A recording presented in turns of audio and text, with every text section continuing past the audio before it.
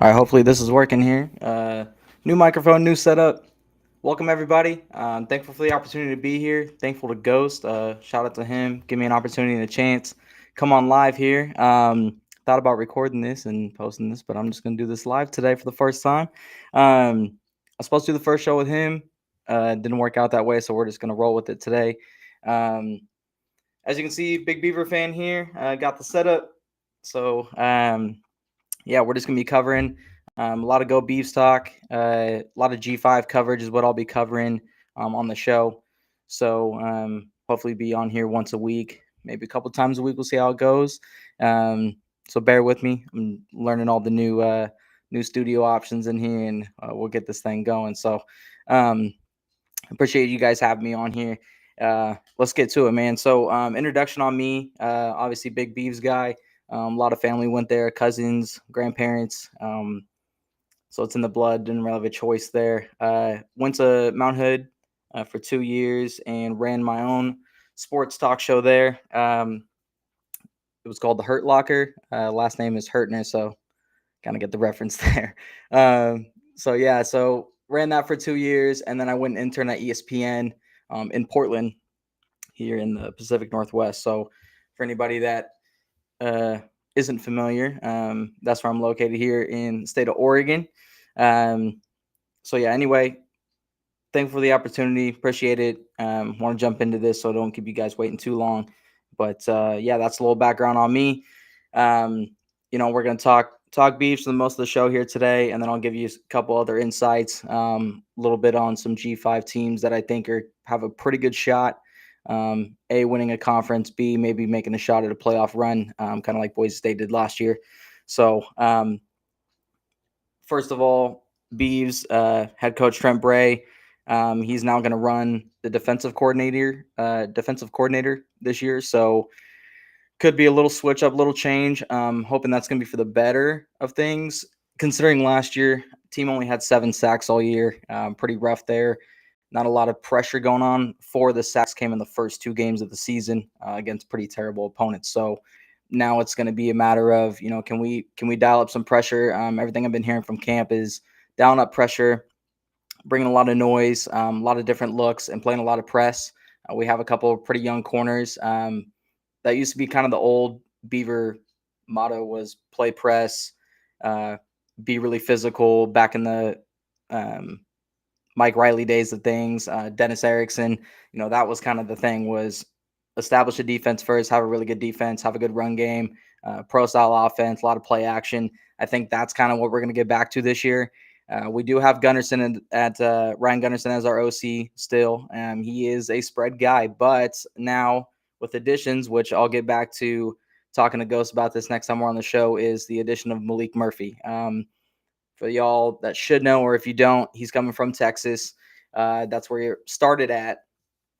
Had some, I think, really good pros about him. Obviously, big body. He's standing over 6'5", so and he can move. He's not just a big guy, not a big lurch. He can actually move a little bit. So unlike DJU, we got DJU UNLV just a couple years ago. A lot of hype coming around him as a guy transferring from Clemson. We were all looking at it like, oh my gosh, this could be it. Beavs go 9-3. We dropped a couple of games. We lost a game early to Wazoo. Shouldn't have happened. Had a lot of mistakes there, and then a game late when we played UW, which we had an opportunity to beat UW and go into the Civil War for last game of the year, basically for the Pac-12. Didn't capitalize on that. Pretty rainy game. Big arm, right? Malik reminds me of DJ as far as has a huge arm, a lot of upside and potential. I think the big difference you're going to see is hopefully Mr. Murphy is a lot more accurate than DJ was. DJ missed a lot of opportunities, open guys down the field. And again, from what I've been hearing in camp, it's all been pretty positive things. Guys are saying that, this is going to be a game changer for us. Expectations, I mean, your expectations this year coming from a year like last year where it was kind of figuring things out again. Uh, the quarterback play for the last couple of years has been really, really bad. You're talking about a guy, Ben Branson, who I got to shout him out, man. I mean, he did beat the Ducks, which is one of the craziest games I've ever seen, but all he did was hand the ball off. 17, 18 straight handoffs, something like that. down 17 points in the third quarter, going in the fourth, and somehow come out with a W on that one.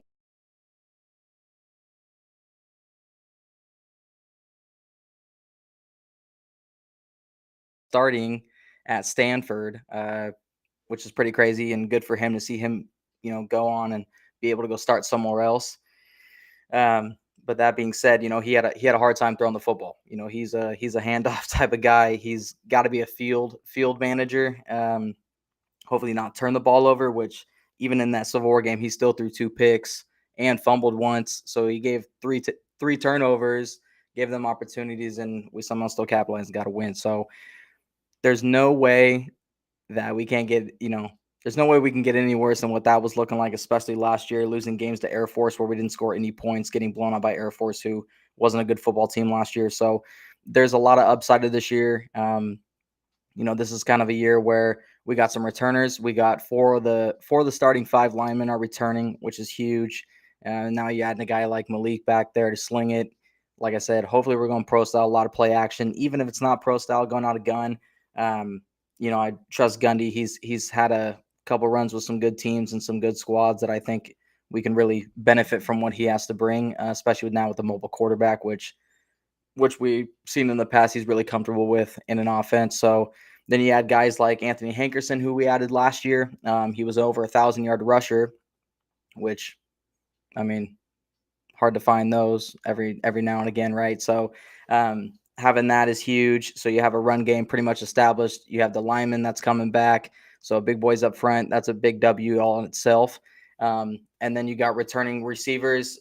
So you got Trent Walker, impact players here. Trent Walker, he's going to be a senior this year for Oregon State. He's been there all 4 years. He was 99 yards short of 1,000 yards last year in only 2 touchdowns. I don't know how you almost have almost have 1,000 yards and only 2 touchdowns is pretty crazy. So just for a stat and a visual, Oregon State collectively as a unit last year had 37 touchdowns on offense. Only 7 of them were in the air. So 30 touchdowns on the ground just tells you might as well be an Army team, right? I mean, you're running like almost 80% of the time is what it seemed like. Too many turnovers. I mean, we had 7 passing touchdowns to 11 interceptions between 2 quarterbacks, between Giovanni McCoy, who now transferred out, so we won't have him this year, and Cole Branson, who transferred out as well. So obviously, impact guys, Malik Murphy, hoping we can get 7 passing touchdowns in the first 2 games. That's kind of what we're hoping for. I think that's if we can top down the first 2 games, that's already a win. So hoping he gets in the double digits this year with his potential. We saw it last year at Duke. Guy looked actually pretty comfortable. Ran a pretty subpar Duke team, and they had some really good receivers though. And he kind of turned that thing around and showed his potential. So I'm hoping things just go on the up and up from here. So there's those guys. Darius Clemens was the other receiver, number 2 receiver that we have. Darius, unfortunately, there's some news going on yesterday at practice. Everybody talks about turf. We hate turf, right? Everybody likes grass, hates turf. He had a little turf injury yesterday, looking like a pretty bad knee injury. They haven't said exactly how serious it is, but from everything I've been hearing, it's pretty serious. So thoughts out to him. Hopefully it's not too bad, but with the possible injury, that's the type of guy that, he's returning now. He had kind of a breakout game to end the year last year against Boise State. Came out, had 2 touchdowns, almost had a third one, over 100 yards receiving in that game. And it was kind of like, man, where's this guy been all year? And it was, last game of the year. And so now it was like, okay, we're looking forward to having that guy back next year. Trent Walker and Darius are both local guys here from Oregon. Trent is coming from Beaverton High School, and Darius is coming from Westview High School, which are actually right down the road from each other. Pretty crazy. They played against each other in high school. Darius went to Michigan as a 4-star. Had a little bit of time in Michigan, not a whole lot going on. And so he transferred out of there, came over to the Beavs, and now hopefully this injury isn't too serious and we can get him back on the field. Guys to replace him, we have a little slot receiver, punt return, kick return type guy with Zachary Card. He's returning. He's been in the program now for 3 years. So looking to see if he can get a breakout year. We've had guys in the past like Victor Bolden, Silas Bolden, who went to Texas. So I know Ghost knows him very well. Extremely fast dudes, a little on the undersized part, extremely fast. Those are the type of guys that Oregon State teams always produce, like back in the day with James Rogers. You have guys like Brandon Cooks. These are the type of guys that we just seem to always produce like one over another. So hoping Zach Carr can kind of fill that lane this year and take over there. He plays a pretty big part in the punt return, kick return. So now putting him in a slot, seeing if he can actually produce in that and put up some numbers. That's the potential we're looking at there. Already mentioned the O-line, so that's great. The defense is going to be the biggest if here. Last year had a pretty big struggle on the ground. We just couldn't stop people. I mean, we had games against Nevada where Nevada, again, they're a bottom tier Mountain West team, had a really hard time stopping a run. Quarterback only threw for 50 yards in that game. I think he was 5 of 13 and ended up running for 3 or 4 touchdowns and over 200 yards on us. And they ran the same read option play over and over and over again. So we have a lot of defensive guys that are returning. You can look at that in 2 different ways. This is really good. They have experience, right? They got their feet wet last year. And then now, or it's going to be really bad because, wow, those are the same guys we're having and they had that much trouble. Hopefully everybody's improved and hopefully everybody's been watching film and has figured it out a little bit. Again, with Trent Bray coming in and now taking over that helm on the defensive side of things, the pressure's got to be there. We got to be mixing it up, giving them different looks, bringing some noise, having press on the outsides and making guys beat us. I think that's going to be their biggest thing. Just getting a couple stops a game, I think the offense is going to be able to get rolling. And hopefully we get comfortable and can put up some points, get a couple stops, and win some ball games this year. So guys to watch on defense, returner, Skylar Thomas. Skylar Thomas is a safety. He's going to roll down, play a little bit of some rover outside backer. He's probably our biggest playmaker as far as coverage guy and a great tackler. He flies around. So look for number 17 out there. Skylar Thomas is going to be the guy you're looking for. So defensive side, pretty unpredictable. We're not really sure on that one, but yeah, that's going to be the one we're looking to improve on the most. But again, only seven passing touchdowns in a whole year is not great. Unless you are Army, then that might set a record. But we're not Army, we're not Navy. We've always been known to run the football, but yeah, I think you got to have a little bit more of a passing game when you get into that. So, woo. So Beavs, man, we're gonna go over a schedule here. We're looking to top out this year. We have a pretty favorable schedule. Looking like the home games are pretty favorable. We're always a really tough team to play at home. I don't know if anybody pays attention to Beavs football very much, but they are known as the Giant Killers. Oftentimes we're upsetting people that we have no business upsetting at home. We've always been that way. I don't know what it is, back in 06 and 08, upsetting USC coming in number 1 and number 3 in the nation, upsetting Oregon at home. Me and my buddy Liam were at the Arizona State game back in 2013. Beavs were terrible, 3 wins. Second to last game of the year. Arizona State comes in number 6 in the nation, and we ended up upsetting them. Same type of thing. Didn't really throw the ball that much, just really ran all over them. Had a day. So, yeah, man, Giant Killers. That's what we're looking for. We don't really have huge teams on the schedule this year, so we're looking over the schedule. Over under, I'm going to do this a lot this year. I don't know. People look at over unders for total wins and things like that. If you are a sports gambling person, Oregon State covers the spread at home 86% of the time. Just food for thought there. So if you're a sports gambler, they're a great bet at home, especially this year. I think they got a really favorable schedule. So, we're looking at first game, you're opening off with Cal, night game, ESPN game, televised. So not even being in an actual conference and being in the Pac-12 and having that channel, Oregon State's actually getting a ton of following and having an opportunity to play on the big stage on some TV games, some nationally televised games. So pretty cool to see that actually. So like first game, 7:30 night game against Cal. I'll be at that one for sure. Got season tickets per usual again. So we'll be there for that. No Jade Knott from Cal. He's now transferred out and went to Oklahoma. They also lost their starting quarterback and he's out. So they're going to be kind of we'll see where they're going to be at this year. And they have a pretty interesting schedule because of all the travel in the ACC for them. But we're looking to start off with a bang against Cal and get a win there. And then you come in with Fresno State, so a G5 team. Fresno, traditionally a pretty good program. Uh, you know, that's the type of team that you can't sleep on. Every year it seems like it's Fresno State, Boise State in the Mountain West. They had a pretty down year last year. What's interesting actually is they brought in a couple different quarterbacks, a couple transfer guys. One of them is Kurt Warner's kid. So EJ Warner has actually gotten brought in now, and they haven't announced a starter yet. We're trying to look and see if we could find that.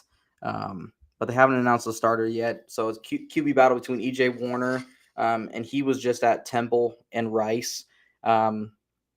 And I think of the two, he was the better of the two that are transferring in.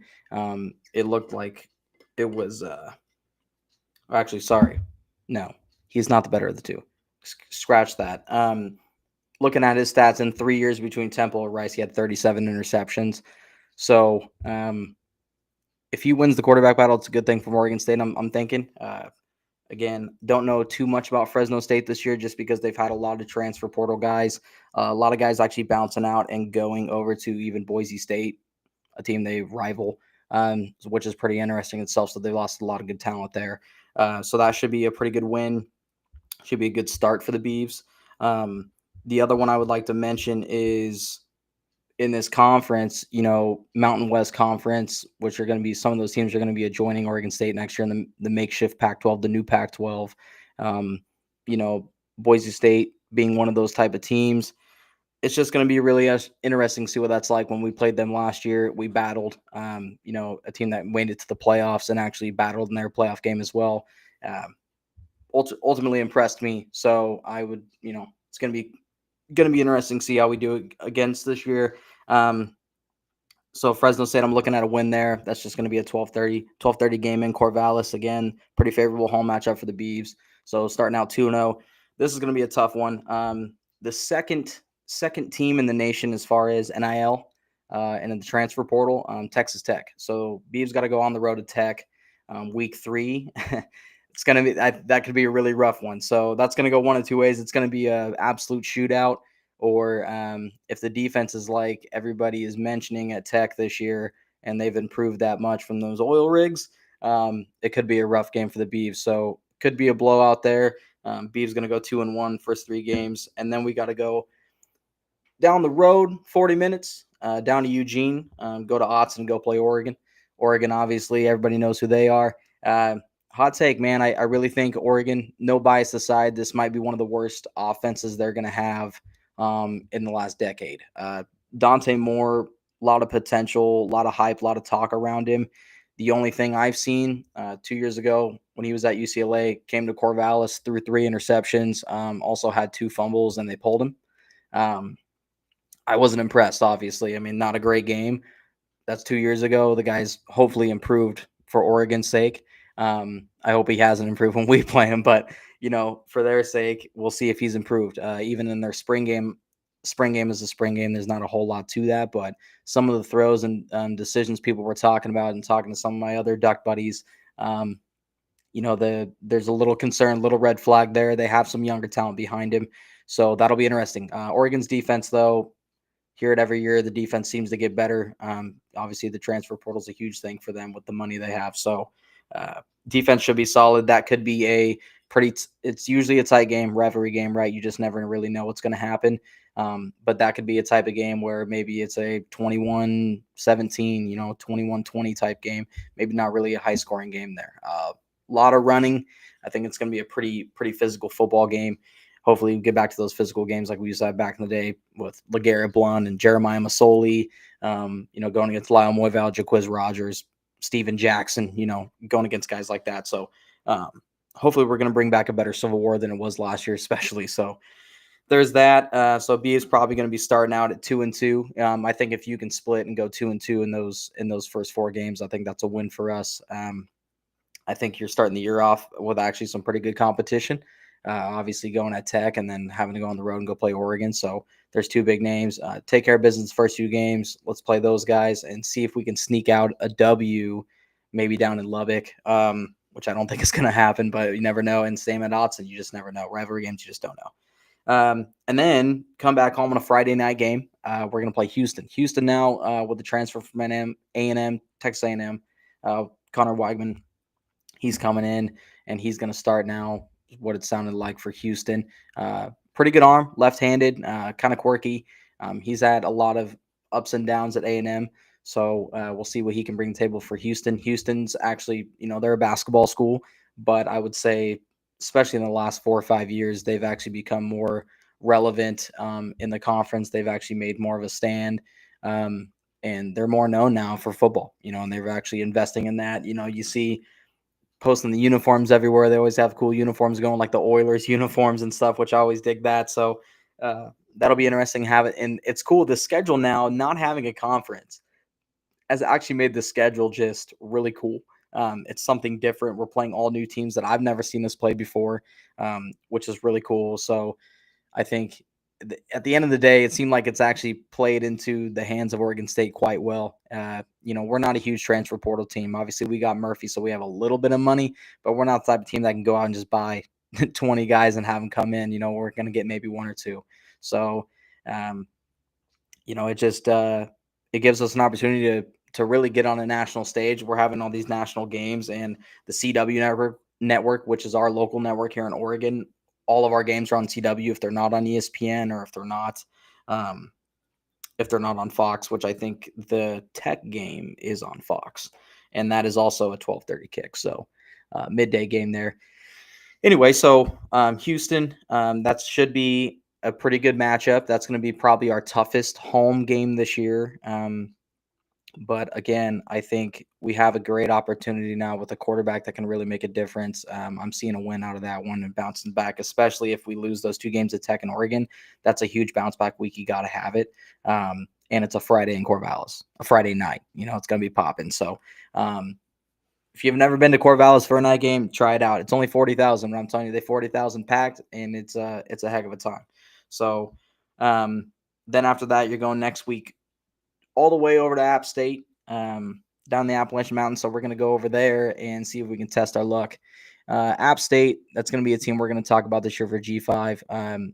Again, a team that has been relevant, especially in their conference. They've upset people, Texas A&M, Michigan, way back in the day. It's a team you can never sleep on. Luke Combs is always rooting them on. I mean, come on, man. If you got Luke Combs on your side, he's on College Game Day. They've had College Game Day there. I mean, that's just a team that you can't necessarily look past, especially when you got to travel all that way. No time set for that one yet, but again, should be a game, especially if we're looking pretty good early. Could be a game that we should win. So I'm going to take a win against App State. Then we go back home playing Wake Forest, another new team. This is pretty cool. I have a guy that I actually played Pop Warner with when we were young kids, and he went to Montana. He's a tight end / he's really a big receiver. He played locally in high school, which is a high school in Hawkinson High School, which is actually right down the road from me. He went there, moved on, went to UW in his first year. Really just got some special teams playing time, didn't have a whole lot of playing time there. And then now went to Montana, had some really good success at Montana. And then now going over to Wake Forest, it's looking like he might get a starting spot. His name's Sawyer Racanelli. Shout out to Sawyer if you're listening to this and watching this podcast here. We're going to hopefully get him on the show. That's my plan. I still stay in touch with him every so often. So hopefully we get him on the show, maybe a little pregame the week before we play Wake. So Wake Forest on the schedule, kind of unpredictable, right? They're usually I assimilate them, right? Same colors as Purdue, same color uniforms. Purdue, especially last year, could not throw the football. They were like run. Previous years, they've been just like 60 pass attempts a game with no run game. So kind of flip-flop for them last year, and they're going to struggle this year again. Wake Forest is pretty similar in that passing aspect of they're probably going to throw 60 times a game. It's kind of like Wazoo.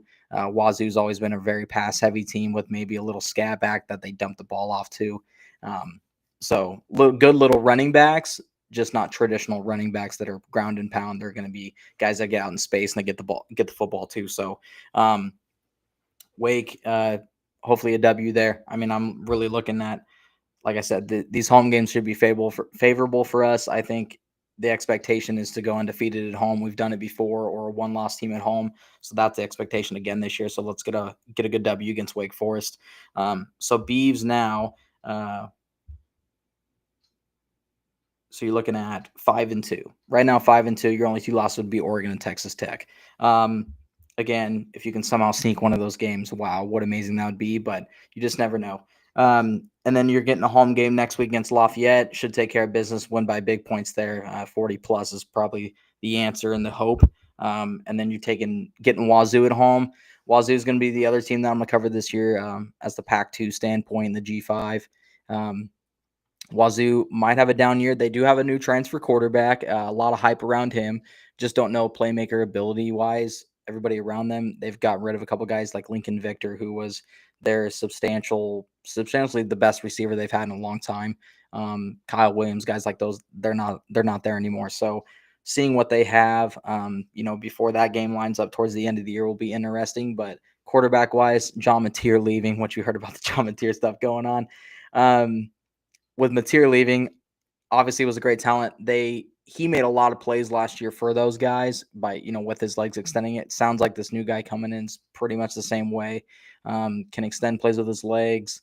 So we'll see what the arm talent like and what the receiving core is like for Wazoo. That's going to play a big part for them. Could be a down year for Wazoo this year. The defense is always a concern for them. They have a pretty crazy schedule. I was looking over that the other day.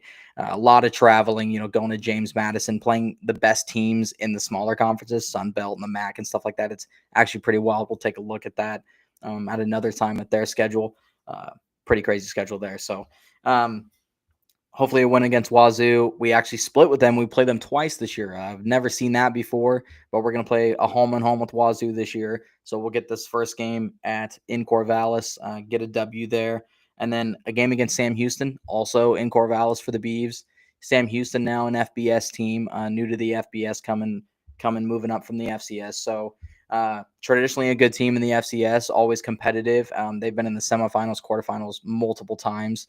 That is a team, again, you just can't really sleep on them. I've seen it way too many times in Oregon State history of losing to teams that we probably have no business losing to, but you come in, you sleep on them. You don't really expect much. We lost to Eastern Washington years and years and years ago, and got absolutely, I would say, routed. I mean, they put up over 40 points on us, and it was unbelievable. A game that should never happen. Back when I was in middle school, Sacramento State came to Corvallis and beat us in double overtime. So that's a running joke between me and my friend Liam. So if anybody wants to get on my nerves, just comment and basically put in there Sac State. And I will probably give you a not so nice reaction. So Sac State, yeah, that one hurts. Eastern Washington had one of my best friends go play quarterback there last year, so that one doesn't hurt as bad, but that's not that one stings a little bit also. So everybody's got that stuff. So here we go. And then you got Tulsa at Tulsa, another favorable matchup. That looks like a team that's pretty down. Not a whole lot of NIL transfer portal stuff going on there. Looks like they're kind of recouping. Had a pretty down year last year. So going at Tulsa, though, so you are on the road. So a little different there. And then, so it should be another win. And then you're going to Wazoo and Pullman for the last game of the year. Again, Wazoo, I'm thinking, is going to have a down year. I can never say if we're going to beat them or not. It doesn't matter what the records are. It's funny because Pac-2, right? Everybody says Pac-2, stick together, Beavs and Cougs. And we have like this mutual friendship of being friends until we play each other. We're the ugly stepchild to the other team in our state. So UW, Wazoo is the ugly stepchild, 100%. Oregon, and then you have Oregon State, who is the ugly stepchild to Oregon. It's the nature of it. It is what it is. But we have this mutual friendship, and then it's like we play each other, and then it's like, okay, we hate you. We don't like you. And then the game's over, and then we're back to liking each other. It's the weirdest damn thing. So every year, it doesn't matter the records, throw them out the window. If we have to go to Pullman, I don't like our chances. And since we have to at least go there once this year, I'm thinking we split with them. We shouldn't split with them. I think we should handle business twice. But just the fact that we have to go to Pullman, and we get them literally 3 weeks after we play them at home, I'm saying we split with them. So Beavs, what we're looking for this year, we're topping out here. I'm predicting a 9-3 type season is, I think, the very top end, top notch type of season that we could have, especially if we can go undefeated at home. If if we have if we have some of those rough weeks in the very beginning, if we drop a game to Cal or Fresno State to start the year, it could be a really rough one. You're looking bottom of the barrel, probably 3-9, so flopping that around. I think Wazoo's kind of the same way. Wazoo's so iffy that you look at their schedule and it's either they're going to be 3-9 or 4-8, or they're going to go 9-3 and actually impress a lot a lot more people than you think. Um, so we're looking at it, and like I said, top tier, we're looking at 9-3 this year. Bottom of the barrel, you're looking probably flipping that and going to 3-9. Um, your goal, so over under. I was talking about the over and under on wins and gambling. Over under this year for the Beavs wins total is 6.5. I'm telling you guys right now, if I was a gambling man, which I am, I'm taking the Beavs over 6.5 all day long. There's not a doubt in my mind that we don't win 7 games this year and get to a bowl game. I think as a school, and for, I guess, just in general, right, as a program and a fan base, you're looking to obviously make a bowl game, but we've been in bowl games where you're 6-6, where you're 7-5. They don't mean anything anymore. Honestly, almost no bowl games mean very much besides if now you're getting in that 12-team playoff. Um, but for us, with a down year last year, you're trying to bounce back. I mean, realistically, I think everybody would be extremely happy if we could get 7 wins. If we can get 7 wins this year to 8 wins, if you're getting that 9-3 type season, business is booming. I think that would be huge for this program, and for the university. So that's kind of what we're aiming for. Obviously get a bowl game, but let's try to get 9 wins. That would be absolutely exceptional. So yeah, Beavs, man. I mean, that's what we're looking at. We'll touch more obviously as the year goes on with them. But that's just my rough prediction, my set in stone. Try not to be too biased. I try not to be biased at all, which is tough for anybody when you're a fan of somebody. I don't care who you are. Um, but I've seen so many years of Oregon State, going 2-10, 3-9, 4-8. And then you have a bounce back year and go 6-6. And it's like, man, can we get over the hump and, get 8 wins? There's only been a couple times where we've done that. Fiesta Bowl in 2001, where we were debatably, we were a top 3 team in the country. We lost one game to UW last second of the year. And lost in double OT. We somehow beat Oregon. We beat 6 ranked opponents 5, sorry. You played 6 ranked opponents in the Pac-12 that year. You beat 5 of them. You lost to UW in double overtime, which cost you going to a national championship. Haven't been back there since. Haven't even been in that situation since. Obviously, 2 years ago, we had a chance to compete for a Pac-12 championship if we would be UW. So, I mean, there's been a couple years here and there. I think that was 2009. We played Oregon in Corvallis when they had Masoli and LeGarrette Blount and LaMichael James. And we had an opportunity. Winner went to the Rose Bowl, and it was against Ohio State, and we lost that game. I was there at that one. That was my first ever Civil War game. Went to that one, and we got hung a 65 to 38, I think is what the final score was. We just couldn't stop them. And somehow we threw for over 300 yards and ran for over 200, and still it didn't matter. So we've had a couple chances, but very few and far in between. So, if we can get over that hump, man, that a couple years ago when we had that 9-win season and had an opportunity to play in the Pac-12 championship, I mean, literally the vibe and everything changed so much. In the city of Corvallis, it was incredible. Since I've been alive and I've been going to games, talking to my grandpa who watched Oregon State upset USC when he was in school when they had O.J. Simpson. O.J. Simpson was going to win the Heisman Trophy. They came in, they shut him down. This is where the Giant Killers came from. This is where they originated from. Back in Parker Stadium is what it used to be called. And they beat USC 3-0 and absolutely stuffed that guy. And it was just this huge thing, Giant Killers, and there's where it came from. The next one that reminded me of that, they played Wisconsin back when Monte Ball was there. Monte Ball was going to be a front runner for the Heisman that year. Wisconsin came in ranked 11th in the nation. Super low scoring game, nasty physical game. Beavs ended up winning 10-7, and Monte Ball only ran for 63 yards. So that's actually one of my favorite games I've ever been to, and it was like really boring, but it wasn't because the defense was just flying all over the place. That's the staple we got to get back to. That's what I'm hoping for this year. So that's a little out view right there on Beaver football. I think now I want to touch a little bit here on some of the G5 teams I'm looking for, particularly in the Mountain West. So Boise State, obviously no Ashton Genty, huge part of that team. He was the staple of that team.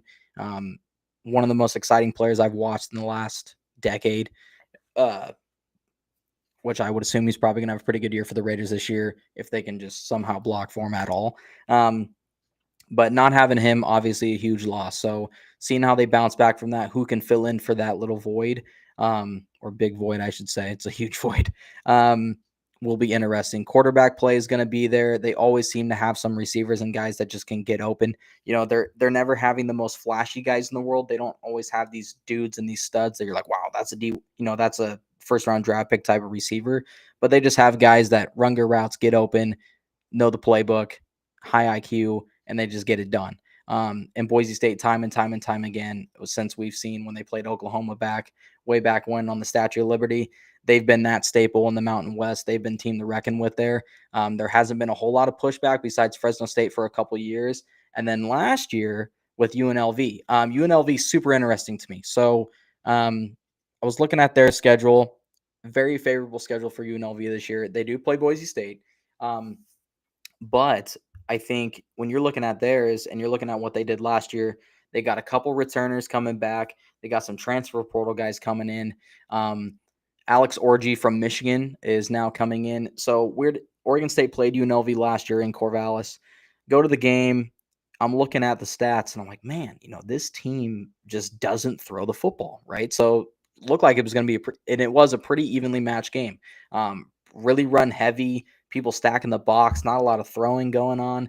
And then now you add a guy like Alex Orji who literally cannot throw the ball. So it's just amazing that they didn't kind of go away from that or try to change that up and see if they could add that element of their. If I'm not mistaken, they played Boise State in the Mountain West Championship and lost 17-10. Really low scoring. The defense is there for them. So, now I think they have a lot of returners, some transfer portal guys coming in. So defensively, they're going to be a pretty strong defensive team. The Mountain West is all theirs this year, man. If I had to take a pick this year, I'm taking them because of that void in Boise State missing Genty is going to be way too large in my opinion. So I'm taking UNLV to win the Mountain West this year. That's kind of my sleeper pick. I'm not saying they're going to go undefeated or anything, and they might even lose to Boise State the one time they play them in the middle of the year. But still got to play them in the, hopefully in the Mountain West Championship. And looking at Boise State's schedule here, this is where it can be really interesting. So Boise State's got all these non-conference games that I think are going to be really tough. Obviously, it doesn't count for your conference record, so it's looking like they're going to have a pretty good shot and a pretty good chance to where they could have an 8-4 type season and still get in the Mountain West Championship, especially if they beat UNLV in the middle of it, or even if they lose to them, they're still going to have a good shot of playing the Mountain West Championship because I don't see anybody else really making any noise. San Jose State, they have as like the second best odds somehow to win the Mountain West. I've been doing some digging and some research on them, and I'm not seeing where that's popping out on the page to me. So again, I'm really looking at Boise State, UNLV, probably going to go back at it again in the Mountain West Championship back-to-back years. But I'll break this down here real quick, give you kind of a rundown. So, Boise State, I think they're actually coming in the top 25. They might be right at 25 to start the season. So, they have them ranked up there. They're hoping they're going to be kind of the same thing. No Genty. We're going to see how that goes. So, first game, they got to go on the road to South Florida. South Florida actually has, I think, the second or third best odds to win their conference this year, and it's at South Florida.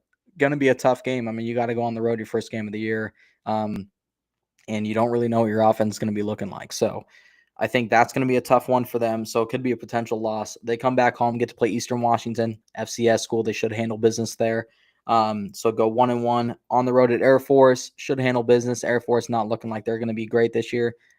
They run that wing tee, which is weird for people, but these coaching staffs have seen it so many times. They should be pretty dialed in, whether it's a low scoring game or not. I think Boise State still handles business. Then they got to play App State at home. So we get a little tape there for the Beavs, watching Boise State play App State, which is good and interesting there. See how they do. So Boise State will get them at home. Probably going to be a win. I'm thinking on the Smurf turf, it's going to be a win for them. So here we go. We're having 3-1 to start the season, and then they got to go on the road to Notre Dame. That's going to be interesting. Also, did not note this. Boise State first game against South Florida is on a Thursday. So that's going to be August 28th. So that is not far away. That's 14 days away.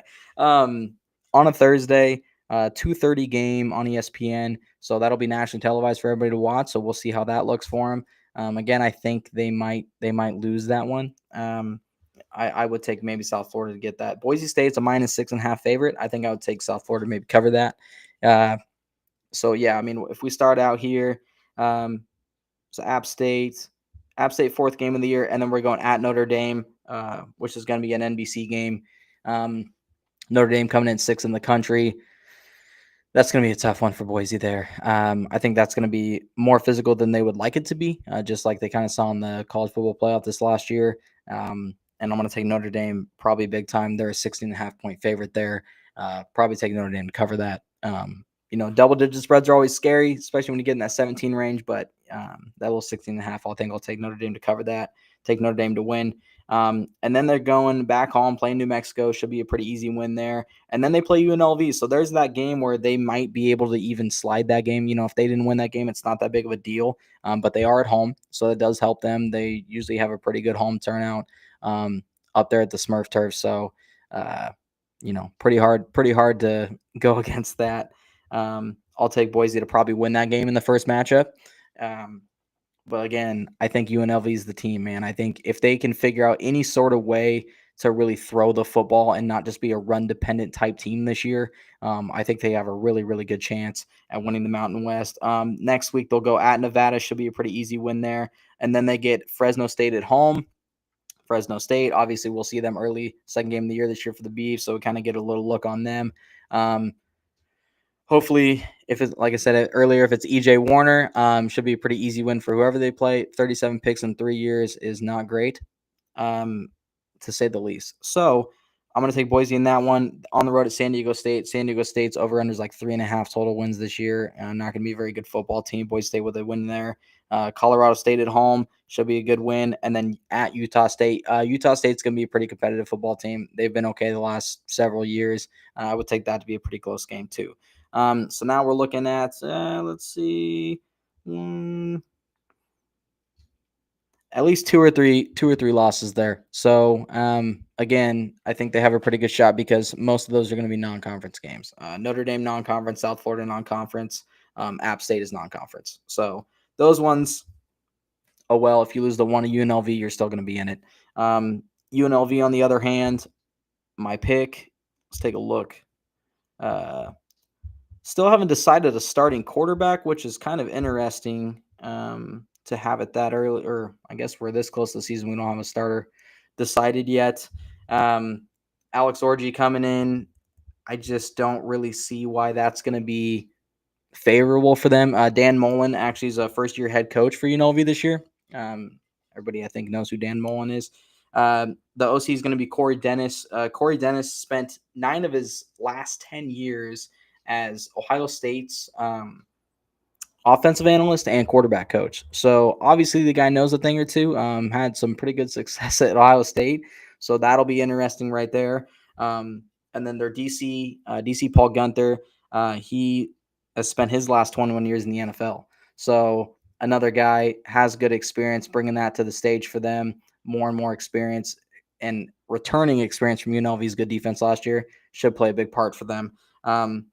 Vontez Burfict. Anybody remember Vontez Burfict? Arizona State, Cincinnati Bengals, absolute savage, very scary man. He is a defensive analyst, and he's helping coach the linebackers at UNLV. I mean, that alone right there, you should be scared out of your pants when you get to play UNLV. I would just look over the sideline and see Vontez Burfict and be like, all right, I'm out of here. I don't want to play today. I'm done with this. He's going to step on my neck. He's going to twist my arm. I'm done. I'm not playing against that guy. I'll tell you right now, I wouldn't line up against that guy. No thanks. He single-handedly, when he was at Arizona State, remember my dad telling me this, he was actually in Tempe going to watch the Beavs play Arizona State. Ooh. Hydro Flask keeps that cold, man. At Arizona State, and Vontez Burfict single-handedly beat Oregon State that year and handled them. And it was pretty impressive from his standpoint. And he was saying, like, I've never seen a single player on a defensive side of the ball really just absolutely take over to the point where it was like you threw the ball, he was there. You threw a screen, he was there. You tossed the ball to the outside perimeter, he was there. You run up the middle, he was there. Like, it just didn't matter, right? The guy's literally every single aspect of their defense. And he played that big of a part to where Oregon State had a really good team that year too. And it didn't go well for them in Tempe when they ran into that guy. So defensive analyst there. He's going to be a linebacker coach. Alex Orji, only a 54% completion percentage at Michigan. Not great. His career, I think, passing yards, if I can remember, I think he only had, rushing yards, I think he was like 270 in all those starts. So really, he had more rushing yards than he did passing yards, and he only had 48 attempts throwing at Michigan. So not sure if he's going to start. He might just be a Wildcat type package guy, kind of like he was supposed to be at Michigan, but they ended up needing somebody else, and the quarterbacks they had weren't very good at the time either. So that'll be interesting to see what they're going to do with him and put him in a package like that. Anthony, excuse me, I'm going to butcher this name. It's like Colandrea. I think that's it. Anthony Colandrea from Virginia, transfer portal, 62% completion percentage in the air. So little slightly better than Alex Orji. He also he's thrown for over 4,000 career passing yards. So that should be your guy. I would assume that's going to be your guy when the season starts. He also can move. So he's a mobile quarterback. He's not going to be he's not going to be fast like Alex Orji is. Not built like a runner like Alex Orji is, but that's going to be, I don't know what the QB battle is even for. In my eyes, I think that's your starting guy. I know Virginia is not the greatest program in the world, but if you threw for over 4,000 career passing yards at Virginia, I think that says something, because Virginia's they're not a football school. So, they haven't had any receivers come out into the draft and be like, wow, these guys are so great. That's impressive to me, throwing for over 4,000 yards, 500 total rushing yards. They've had other transfers defensively. Reasons why I'm taking them so strongly is Justin Flo from Oregon, 5-star guy coming in. He's going to start at linebacker for UNLV, I'm sure. And then they're going to have a 5-star corner, which is Denver Harris, who was at Texas A&M, LSU, and where was he last year? Texas San Antonio. So he's actually stayed local down there in the South, but now he's going to Vegas, going to play for UNLV, so another 5-star DB corner. So definitely some slight upgrades there. Justin Flo's that's a pretty big one. He's going to learn a thing or two from Vontez Burfict, that's for sure. So yeah, man, I'm really looking forward to watching UNLV this year. That's going to be, they have the second best odds, or excuse me, I'm wrong there. Where did that go?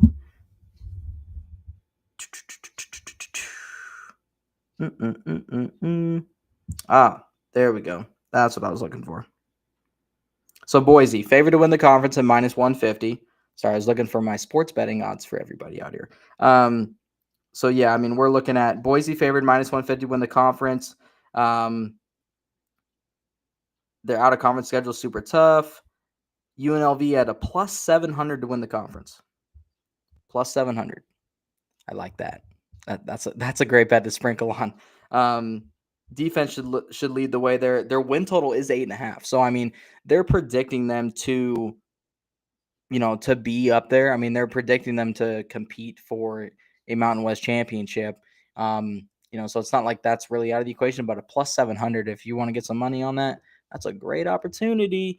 So yeah, I'm taking UNLV, man. That's kind of my sleeper pick this year out of the Mountain West. Obviously, we're going to keep updates on them all year going. Quick rundown on the schedule. We'll go really, really brief. Idaho State first, win. At Sam Houston should be a win. New FBS school against UCLA. UCLA, I don't think they're going to be very good this year. And I think UNLV probably, they're at home in Vegas. They should be able to just stranglehold those guys and just clamp them on the defensive side of things and probably just be super physical running the football. So we'll take a win there. At Miami, Ohio, kind of a weird game for them. Travel out there. It should be a win. At Wyoming, in October, early October. A good thing it's not November or late October. You might see some dumping snow there. So at Wyoming should be a win. At home against Air Force should be a win. And then there's that Boise State game, kind of a flip of the coin, see what happens there. And then New Mexico win at Colorado State, looking for a win. Utah State, probably a win. Hawaii, they don't have to travel to Hawaii, so that's a big one for me. If they had to go there, I'm thinking that's a trap game, but they don't. They get them at home, so I'm going to take a win there. And then at Nevada for like a little Nevada rivalry in Reno, but Nevada traditionally not going to be great. So I'm going to take UNLV, man, to win this conference. I think that really their only games that I'm pretty skeptical about is obviously playing Boise State, and then maybe on the road at Wyoming. That's kind of maybe a sketchy one. Wyoming's known to put some shocks into people on their home turf. And then UCLA, because we don't really know. Obviously, it's a Big Ten team, so you're looking at P5 versus G5 team. But again, I don't think UCLA is going to be all that great this year. So UNLV, I'm thinking maybe a one-loss type team going to a Mountain West championship plus 700. We're taking the running Rebs. Let's do it, man. That's where I'm sprinkling my bet. Beavs over 6.5 wins. Hammer on that this year, please. 8.5 is the total over under for wins for UNLV. I think that's pretty much all I got for today.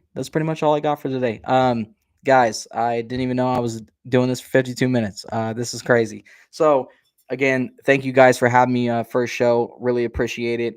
Looks like we got some good viewers on here. I'm getting used to this whole studio update setup. Haven't done this before, so bear with me. I'm just now looking at chat here. Whoever said Beavs Orange Doc, Beavs Orange over UT Orange, I gotta agree, man. I gotta agree. No judgment here, Ghost, but the burnt orange isn't for me, brother. That's just not for me. And I know my guy Liam in here, he said Doc gets it. Yeah, because Liam's an A&M guy, so he don't like that burnt orange either. Go Beavs, absolutely. He said, I don't follow the Bees much, but I hope you guys pull one on the Ducks. Absolutely. Thank you for saying that earlier. I wish I would have saw that earlier. Matt, yep, appreciate that, man. Yeah, anytime we can get a win over the Ducks is always a good season. I say this as a sour Beaver fan. If we went 1-11 and our only win was against Oregon, I would be just as happy or happier if we went 11-1 and lost to Oregon every single season. Like if you told me, all right, here's a potion out of a bottle, you get to drink it. You either get to beat Oregon every year and lose all your other games, or you can go 11-1 and you lose to Oregon every single year. I think I might take the 1-11 just because I feel so much joy in watching them lose, especially when we can do it, than anything else. It's pretty bad when I turn on the TV every Saturday and I'm looking, what time does Oregon play? What time does Oregon play? Who do they play? Yeah. Oh, man, they play Stanford. I think I got a red shirt in the closet I can go throw on. I might even have a Stanford shirt I'm going to go throw on. That's how bad it is. I've been over this multiple times with people. They're like, why are you wearing an Ohio State shirt? And I'm like, I don't like Ohio State, but I like them this week. I don't like UW, but if they're playing Oregon, I like them that week. There's only one time a year that I root for UW, and it's when they play Oregon. So the last game of the year this year, when Oregon's on the road, taking the Huskies. Don't care what the records are, throw them out the window. I got the Huskies. Anyway, guys, thank you. Appreciate you guys. This is a pretty rough one for me just because it's the first one, so bear with me. They will get better. We'll get Ghost on here with me too. Upcoming guys that I'm looking to get on the show, I should have a lot of guests. I got guys like Tanner Volk, who is my cousin. Don't know if you guys know who he is. D2 Defensive National Player of the Year. finished second in the voting for the Harlan Hill, which is the Heisman Trophy of Division II. Finished second in that voting. He is now looking to get into the NFL. Had a trial with Seattle, and now he's getting some calls here coming up. Hopefully he can get brought up. So we're gonna get him on the show, get some of his knowledge, maybe play some highlight tapes and stuff for him. Got to put him on to get him recognized, man, because I would love to see my cousin get in the NFL. That's his lifelong dream, and that's a dream of mine for him. So I'll have guys like him, Sawyer Racanelli from Wake Forest. Hopefully that week that we get to play. Oregon State plays them. We'll hopefully get him on the show. Liam Neighbors, one of my good college football analysts. I'm sure we'll get him on the show here. Do a little G5 talk. He loves the G5 schools. His favorite thing in the world is Maction. So like those Maction Tuesday games, which I don't think they're doing anymore, which is really sad. That's like his favorite thing in the world, which is slightly disgusting because no one watches those games, but I promise you every Tuesday night, Liam Neighbors is literally sitting there staring at the TV at 10 p.m. wherever he's at and watching Maction. So we can talk a lot of Maction when he gets on the show. Obviously, again, thank you, Ghost, for having me on here. Thank you guys for watching, listening. More updates coming soon. Appreciate it. I'm going to call this the Hurt Locker because I'm just used to that when I was running my show back then. First episode of the Hurt Locker here. Thank you guys. See you guys next time. Have a good one.